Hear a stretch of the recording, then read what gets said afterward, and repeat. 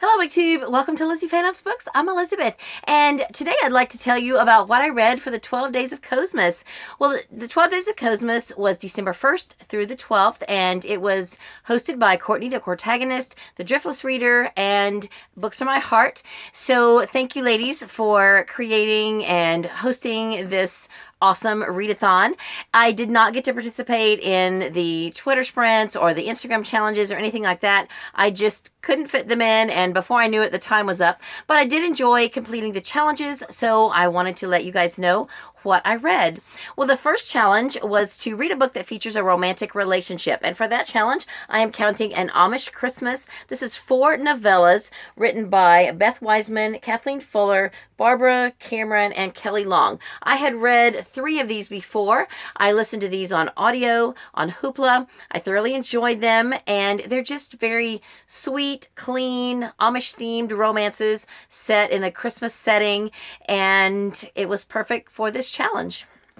Then the next challenge was to read a book that features baking or recipes. So I read a brand new release, and I've already had to return it to the library because I couldn't renew it. So I made a copy and used up all the ink in my printer. But what I read is The Christmas Cake Murder by Joanne Fluke. This is the newest Hannah Swenson baking mystery series, and it's also a prequel. It's a very different type of story than the rest of the series.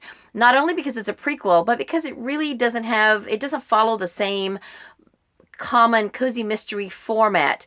There's really not a murder except in the story that's within the story. And then there is a shooting, but that's at the end, and I'm not going to tell you how that comes out. But it was a fun story. I really enjoyed the prequel aspect of it. For those of you who don't enjoy love triangles, it was pre-love triangle, and it was also pre-Moisha, though, which was kind of sad. Moisha is Hannah's cat, and he's an awesome character. But I thoroughly enjoyed the book. I listened to it on audio. It was narrated by Suzanne Toren. She has narrated all of the Hannah Swenson books, and I thoroughly enjoyed it.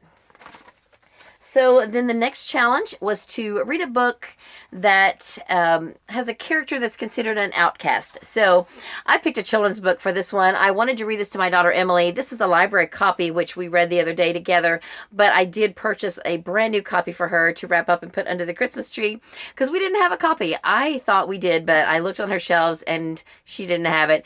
So we enjoyed this yet again. It's just a classic Christmas story, and definitely the Grinch is considered an outcast, so it's perfect for this challenge. Then the fourth challenge is to read a book that takes place in the winter or snow. So I'm going to be able to also count Christmas Cake Murder for that challenge because it takes place in Minnesota, which is most definitely snowy in the wintertime. And then the challenge number 5 is to read a book that features lots of traveling. Well, this book certainly fits the bill for that. This is A Christmas Journey by Anne Perry. It just so happened that I was already reading this for my In Real Life Mystery Book Club, and so it was perfect for this challenge. I listened to it on audio on Hoopla, and I don't remember the narrator, but I will type it down below. In fact, if I forget to mention any of the narrators, they will be in the description below. This was a really interesting book. It's set in the mid-1800s. It's categorized as a mystery, but really it was more of a... I don't even know how to describe it. It wasn't really a whodunit. There was a suicide, and you're not sure really if it's a murder or a suicide.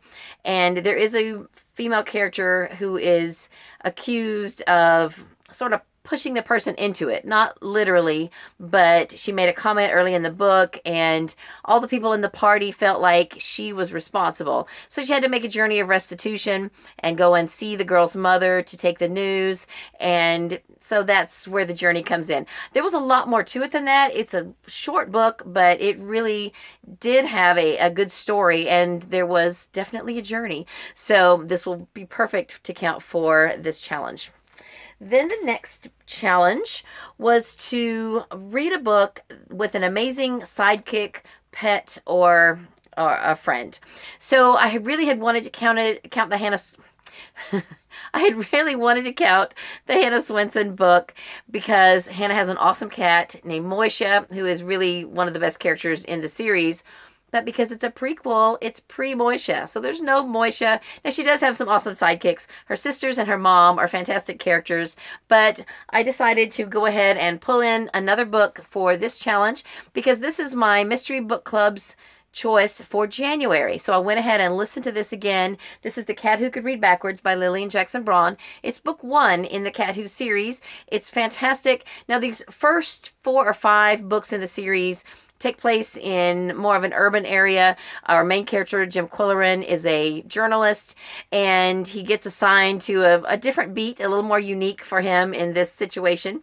And then after, I don't know, it's like the 4th or 5th book, he ends up moving to a more country, rural area, and all the rest of the series takes place there in Moose County. I think I really like the Moose County books better, but it was still a fun trip down memory lane to go back and read this again or listen to this on audio. It's really a fun story, and it's just great to just kind of go back and see and remember the details of what made you want to keep reading the series in the first place. So this is where Quillerin meets Coco, who is a very extra special cat. He doesn't meet his second cat until the second book, so she's not in this story, but it's really just a fun series and definitely worth rereading. Then the next challenge was to read a book that you have been waiting to read for a long time. So I introduced a read-along, well, several read-alongs in my Goodreads group a while back, and one of the series I decided to go ahead and add in there, I had already read 3 of the books. And so I had one person who said, yeah, I'd like to read that series with you. And at first I was going to just let her catch up. And I decided, no, I'm going to go ahead and go back and reread the first 3 books. And I really did want to go ahead and read the 4th book, but I waited. So it has taken 3 months now, and we have read the first 3 books. So for me, those were rereads. And now I can finally read the 4th book. In fact, I already did. I read Just Down the Road by Jodie Thomas, book 4 in the Harmony series. I thoroughly loved it. This is a fantastic series. It is a small town. There's all kinds of characters. They're just, I don't even know how to describe it. It's just a very well-rounded series. She's mostly known for romance, but there's a lot more to these books than just romance. This one had some suspense, some action, and just great new characters were introduced, and we got to continue with the stories of some of the previous characters that we've met, and I just thought it was great, and I'm really looking forward to continuing on with the series. Then the next challenge was to read a book that features an amazing holiday theme or setting. So originally I was going to read A Cherry Cola Christmas for that challenge. I'm still reading it, but I'm not done with it. This is for my, this is for another one of my read-alongs on my Goodreads group. So since I didn't finish it, and I'm just reading it in print, and I've been able to speed through quite a few audiobooks already this month, I decided to go ahead and plug in one of the audiobooks that I have already finished for this challenge. And what I'm going to count for this is A Christmas Angel by Jane Moss. This reads like nonfiction. It takes place over a span of several generations, and I'm not really sure if it's based on the author's family or if it's just a fictional story that really sounds and feels like that it's true. I don't know, but it's very interesting, and it seems a little disjointed at first, but it all comes around full circle. It's a beautiful story, definitely a good pick for a Christmas themed read if you're looking for something like that. I found it on audio on Hoopla, and I would definitely recommend it. I thought it was a beautiful story. Then the next challenge, which is challenge number 9, was to read a book that is a Christmas classic, or a wintry classic is what it says. So for that, I'm going to also count The Grinch again. I have already, oh, here he is. I thought I had covered him up, but I didn't. So I'm going to count The Grinch for a wintry classic. Definitely a classic.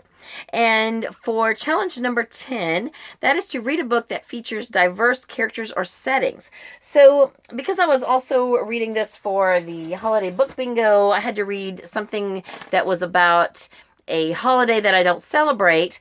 this was also a good choice for this challenge. So this book is doing double duty.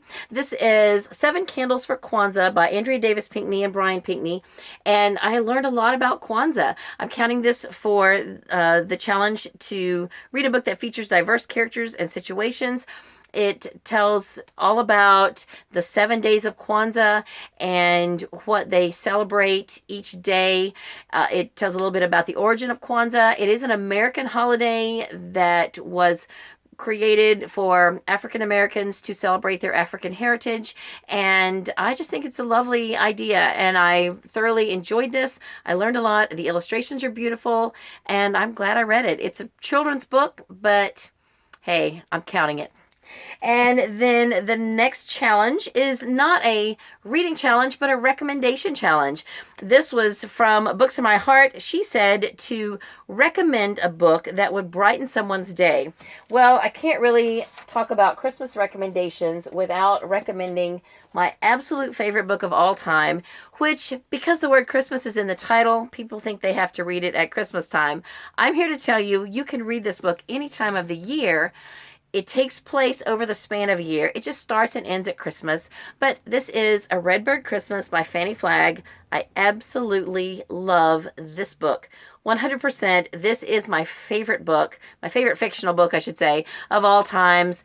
And I just recommend that you read it. I just love it so much. It has everything all rolled up into this one book. It's not incredibly long. In fact, it's fairly short. And it will definitely brighten your day. Then the very last challenge is to read a book that is the first in a series. Well, I actually read 2. So the one that I originally planned is the one I'm going to count, and that is The Christmas Journey by Anne Perry. This is the first book in her Christmas Stories series. I think there's about 16 books in this series now. And I don't know if they are all about the same characters or if they're standalones. I do know that this first book, and I think some of the other books in the series, do feature a character who is featured in one of Anne Perry's other series. And from what the people at book club told me who have read some other Anne Perry books, in, I believe, her Monk series, this one particular character, her name is Vespasia, I believe. She is older in the Monk series, and then these Christmas stories, she's younger. So these are kind of prequel books and stories about her that are prequels to the Monk series. That's just what I was told by my book club members. This is the only Anne Perry book I have ever read, so I can't speak to that firsthand, but that is apparently the case.